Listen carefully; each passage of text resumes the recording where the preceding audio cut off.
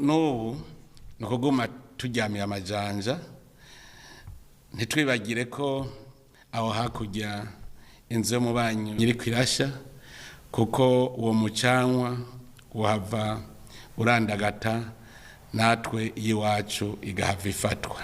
Kubiraba igihugu cy'u Rwanda ntizunejerejwe nuko ico gihugu kitarajwe ishinga n'amahoro mu karere, mu gihe ibindi bihugu bikora ibishoboka vyose ngo bibane neza n'ivyo bihana urubibe.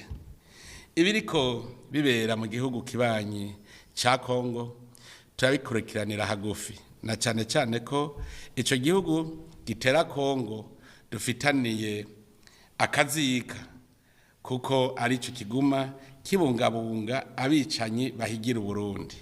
Nta kitwereka rero ko inyuma ya Kongo atari Burundi, nkuko mbere abo barundi b'imburakimazi bakirimbira mu Rwanda n'Iburaya bavyivugira.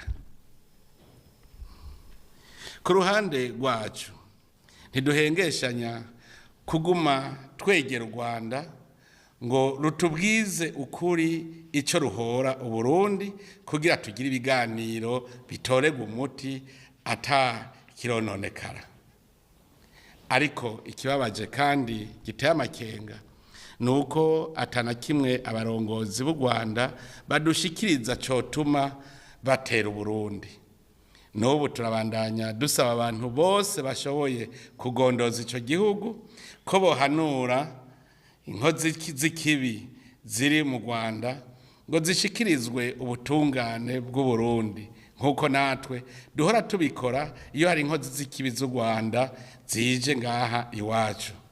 Ivyo babikoze niho twoba tubonye ko ivyifuzo bibi ku Burundi babisezereye.